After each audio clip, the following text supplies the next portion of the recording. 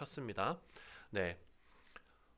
오늘 본문 말씀이 너무나 특별한 이유가 있습니다. 왜냐하면 하나님께서 소돔과 고모라를 심판하시려고 하시는데 그 계획을 아브라함하고 공유하시기 때문에 아주 특별한 것입니다. 하나님께서 그냥 정의롭게 그 도시를 심판하시면 되거든요. 그런데 굳이 하나님께서 아브라함을 그 일에 동참시키십니다. 자, 그랬더니 아브라함이 감히 하나님 앞에 묻습니다. 25절 말씀, 오늘 본문 말씀입니다. 다 같이 읽겠습니다. 시작. 주께서 이같이 하사 의인을 악인과 함께 죽이심은 부당하오며 의인과 악인을 같이 하심도 부당하니이다.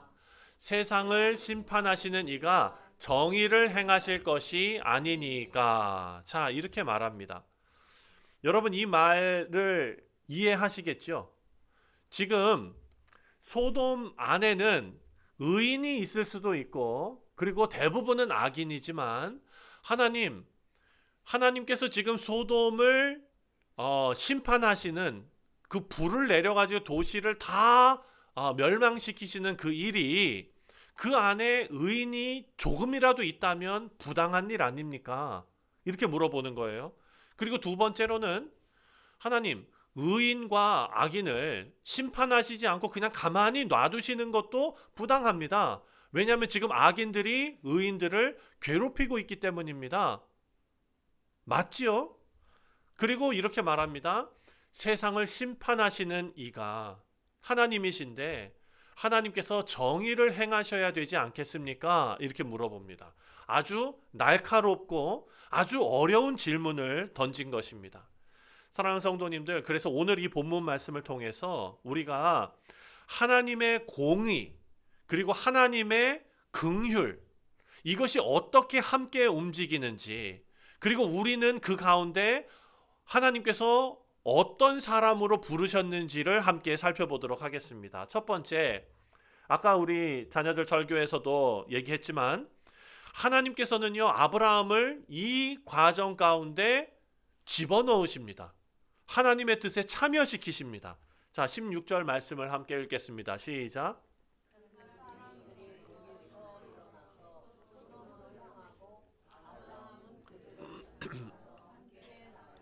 네. 지금 하나님께서 나타나셔서 아브라함에게 나타나셔서 이제 이삭을 주실 것이다 라고 약속을 하셨지요. 그리고 나서 소돔으로 향해 가십니다. 그렇게 소돔으로 향해 가는 그 하나님과 천사들을 배웅하기 위해서 아브라함이 전송하러 함께 나가니라. 그 이후에 무슨 일이 있는지 한번 보시기 바랍니다. 17절 시작. 여호와께서 이르시되 내가 하려는 것을 아브라함에게 숨기겠느냐, 이렇게 말합니다. 이것은 누가 누구에게 하는 말입니까? 하나님께서 하나님 스스로에게 하시는 말씀이에요. 네. 아브라함이 들은 말이 아닙니다. 하나님의 독백입니다. 하나님께서 이렇게 스스로 물어보시는 거예요. 내가 지금 하려고 하는 이 일을 아브라함에게 숨기고 그냥 해버릴까? 아니면 아브라함에게 보여주고 함께 생각하게 할까? 이겁니다. 자, 이것은 부모가 자녀를 대하는 그런 태도와 비슷합니다. 예를 들어서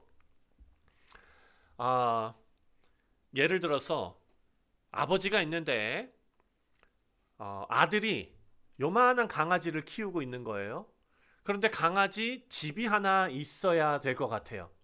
강아지 집을 만드는데 아버지가 아들과 상관없이 자기가 알아서 뚝딱뚝딱 집을 그냥 딱 만들어 가지고 딱 갖다 놓고 오늘부터 이게 강아지 집이야, 이렇게 하는 것과 아들을 앉혀놓고 강아지 집을 한번 만들고 싶은데 여기다 문을 요렇게 낼 거야, 그리고 지붕을 요렇게 만들 거야 하면서 아들하고 같이 이야기하면서 만드는 것, 사랑하는 성도님들, 어떤 게 더 아버지답습니까?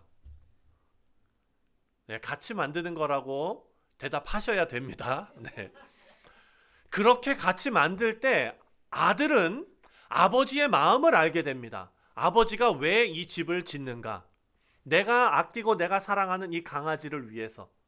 아버지가 그렇다면 이 강아지 집을 만드는 것이 나를 사랑하시기 때문이 아닐까? 이런저런 생각들이 그 과정 가운데 다 교육이 되는 것입니다. 마찬가지로 하나님께서 스스로 물어보시는 거예요. 내가 소돔과 고모라를 심판하는 이 일을 나 혼자 그냥 할까? 아니면 아브라함에게 말하고 아브라함과 함께 생각할까? 하나님께서는 후자를 택하신 것입니다. 그 이유가 있습니다. 이유가 바로 18절과 19절에 나오는데 함께 읽겠습니다. 시작. 아브라함은 강대한 나라가 되고 천하 만민은 그로 말미암아 복을 받게 될 것이 아니냐. 19절. 여호와의 도를 지켜 의와 공도를 행하게 하려고 그를 택하였나니. 아멘. 자, 하나님께서 아브라함과 이 일을 함께 생각하시려고 작정하신 이유가 있어요. 그 이유는 아브라함의 인생에 하나님의 목적이 담겨 있기 때문입니다. 아브라함을 하나님께서 왜 부르셨는가? 아브라함은 천하 만민이 그로 말미암아 복을 받게 될 사람입니다. 천하 만민이 아브라함을 통하여 복을 받게 될 사람이에요.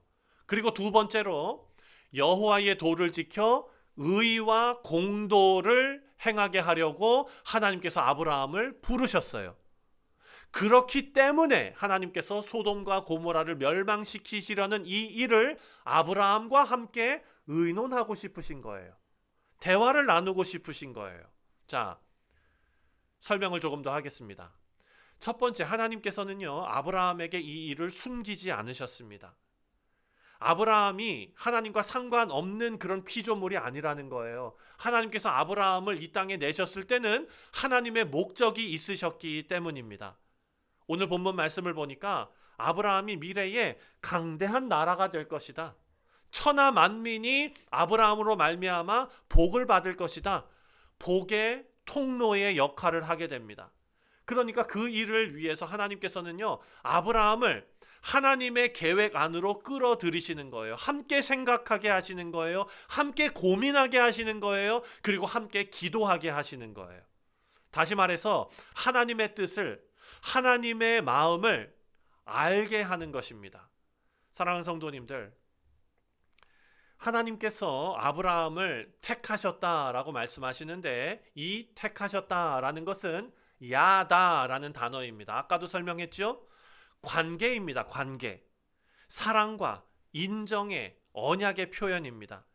19절에 내가 그를 택하였다라고 말하는 것은 언약적으로 하나님께서 아브라함을 인정하고 내 자녀로 소유하고 내 자녀로서 내가 사랑한다라는 의미입니다. 하나님께서 그저 아무런 사랑 없이 그냥 사용하고 말아버리는 도구가 아니라 하나님의 이름을 걸고 함께 그 일을 해나가는 파트너로 인정하시는 것입니다.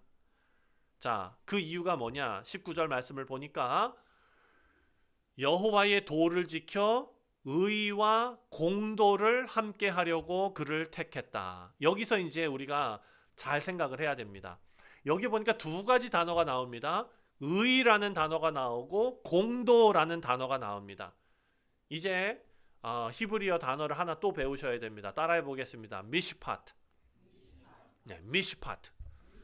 발음들이 참 좋으십니다. 네, 미시파트. 네. 공도라는 단어가 바로 이 단어인데요. 이것은 뭐냐? 하나님께서는 우리에게 의로운 자가 되기를 원하시는데 그 의, 여호와의 도를 지켜 의를 행한다라고 말할 때는 이것은 하나님과의 관계에서 바르게 서는 것입니다. 우리 개인이 하나님과의 관계에서 바르게 서는 것. 그런데 뒤에 나오는 공도라는 단어는 미시팟은 이웃과 사회 안에서 하나님의 공정과 하나님의 정의를 세우는 것입니다. 이것은 개인적인 것이 아니죠. 사회적인 것입니다. 우리가 개인적으로 하나님 앞에 온전히 서는 것, 관계 안에서 온전히 서는 것은 의라고 얘기하는데 공도라는 것은 미시팟이라는 것은 우리가 속해 있는 가정과 교회와 사회와 나라와 이 모든 것 가운데 하나님의 정의를 세우는 것이 바로 미시팟입니다. 그래서 하나님께서는 아브라함의 후손들이 가정 안에서, 공동체 안에서, 사회 안에서 하나님의 자비를 닮은 삶을 살게 하려고 누구를 택하셨다고요? 아브라함을 택하셨다고요. 이해되십니까? 사랑하는 성도님들, 그 목적 때문에 하나님께서는 지금 소돔과 고모라를 심판하시는 이 문제를 하나님 혼자서 하시는 것이 아니라, 아브라함에게 감추고 하시는 것이 아니라 아브라함과 함께 하기를 원하시는 거예요. 너와 내 후손은 의와 공도를 행하면서 살아야 하는데, 그렇다면 이 소돔과 고모라 땅의 이 끔찍한 일에 대해서 내가 어떻게 해야 되겠느냐? 라고 아브라함에게 물어보시는 것입니다. 사랑하는 성도님들, 갈라디아서 3장 29절을 보면은요, 우리 모두가 아브라함의 자손이라고 말합니다. 영적 아브라함의 자손이 바로 교회입니다. 그렇다면 우리 교회는 어떻게 해야 됩니까? 세상과 상관없이 우리만 구원받으면 된다라고 살아갈 수 없다는 것입니다.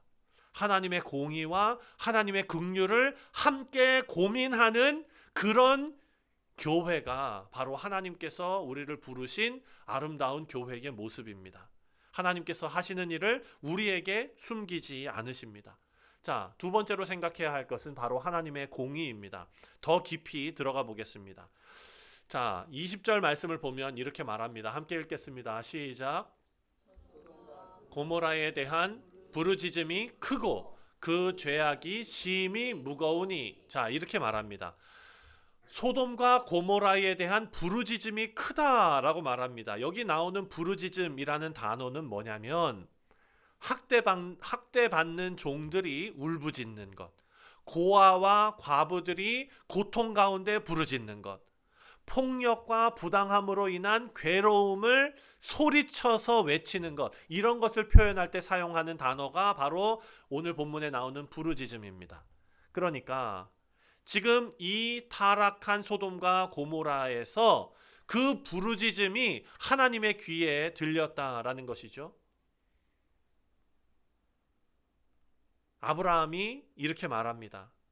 하나님, 세상을 심판하시는 이가 하나님이신데 하나님께서 정의를 행하셔야 되지 않겠습니까?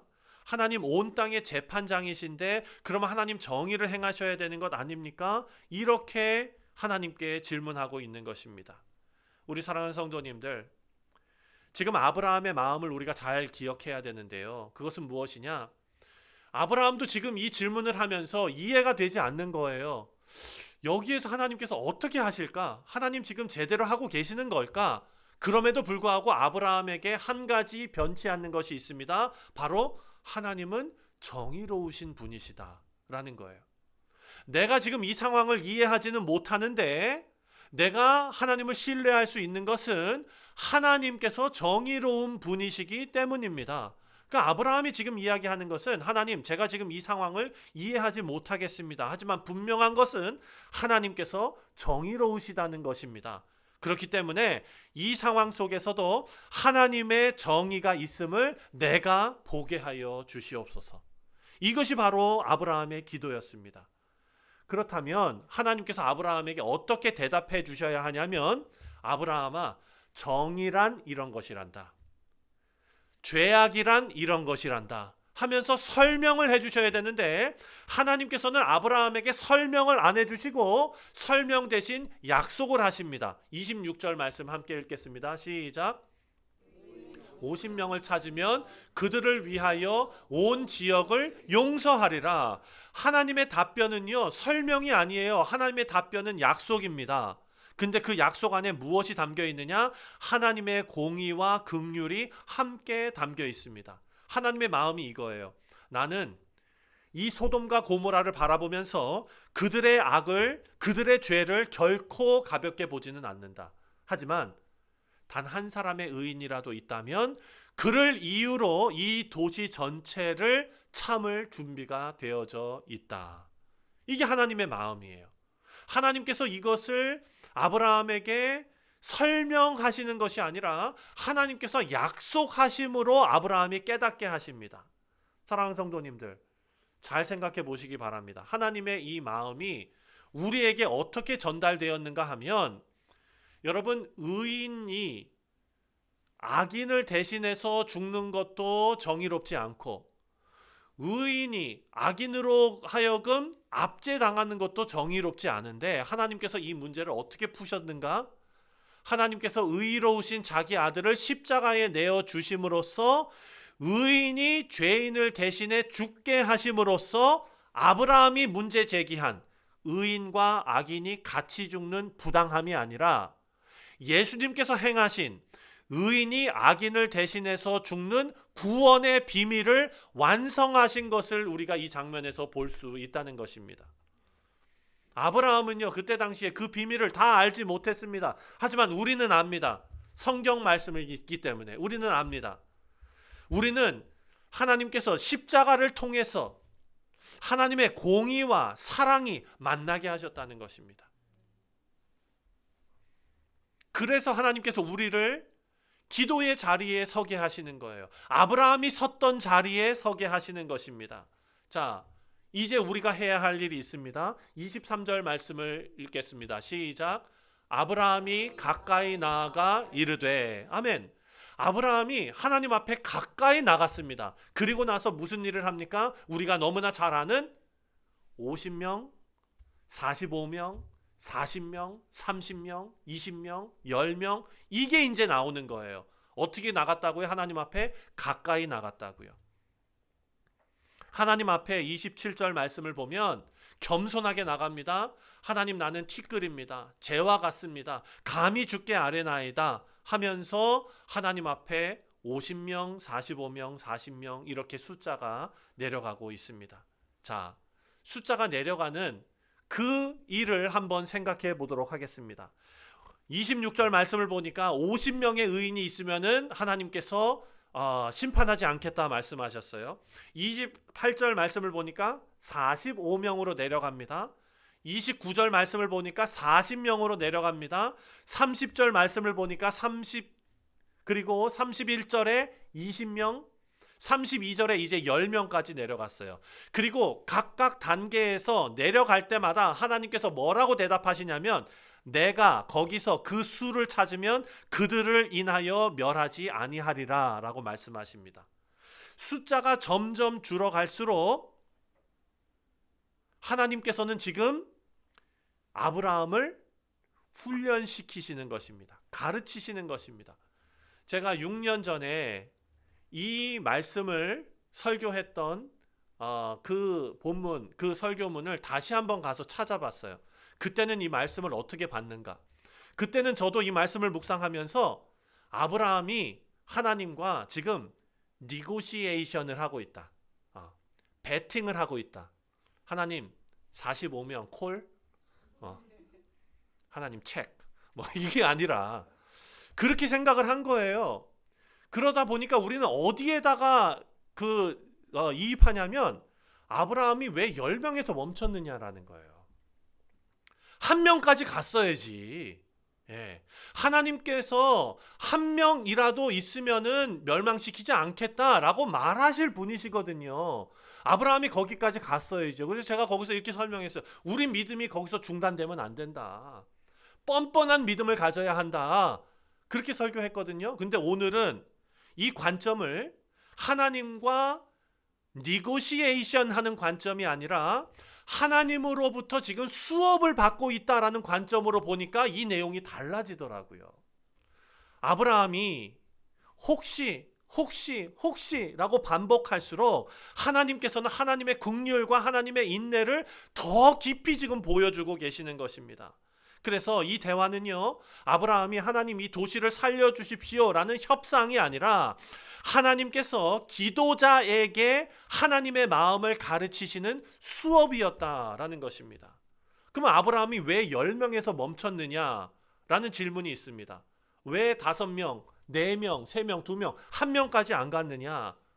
제 결론은 이것입니다. 아브라함이 그렇게 할 필요가 없었던 거예요. 왜? 10명까지 내려왔을 때 이미 아브라함은 하나님의 마음을 알았던 거죠.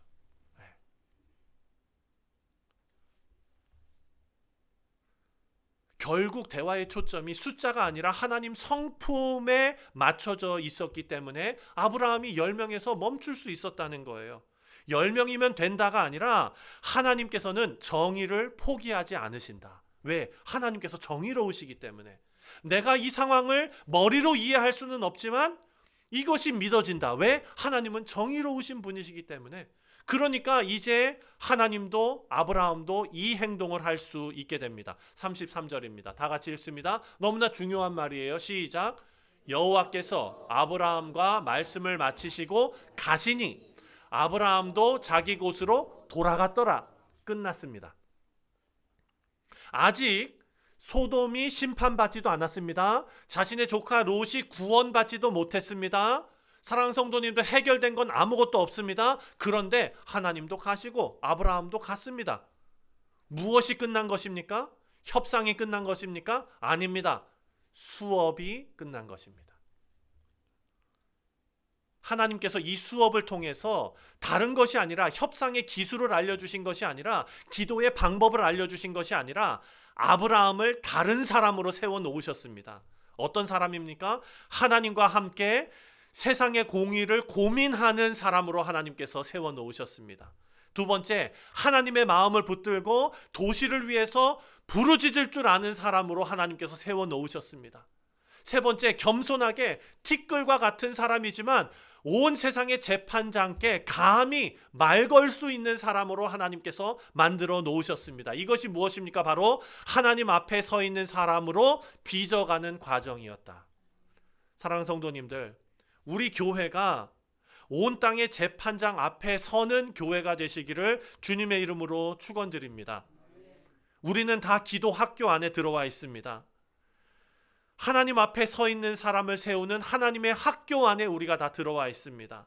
기도는 결과를 바꾸는 어떤 도구가 아니라 하나님 앞에 서 있는 사람으로 만들어 가시는 하나님의 학교입니다. 우리 사랑하는 성도님들, 우리 교회가 하나님 앞에 서는 교회, 우리 성도님들이 하나님 앞에 서는 성도님들이 되셔서 하나님께서 하나님 하시는 일을 우리에게 동참시키시고 마치 아버지가 아들과 함께 강아지 집을 만드는 것처럼 하나님의 나라를 만들어 가는데 우리가 쓰임받는 아름다운 교회 되시기를 주님의 이름으로 축원드립니다. 기도하겠습니다. 하나님 아버지, 은혜와 사랑에 감사를 드립니다. 온 땅을 심판하시는 하나님께서 항상 의와 공의를 따라 행하신다라는 말씀을 다시 한번 붙들게 하시니 감사합니다. 하나님, 우리가 기도할 때에 하나님의 의로우심을 신뢰하는 그 기도로 우리의 신앙이 고백되는 아름다운 일이 있게 하시고 우리의 삶이 하나님의 의와 하나님의 공도를 가르치는 언약의 통로가 되게 하여 주시옵소서. 감사드리오며 예수님의 이름으로 기도하옵나이다. 아멘. Let us all stand. Let's sing hymn number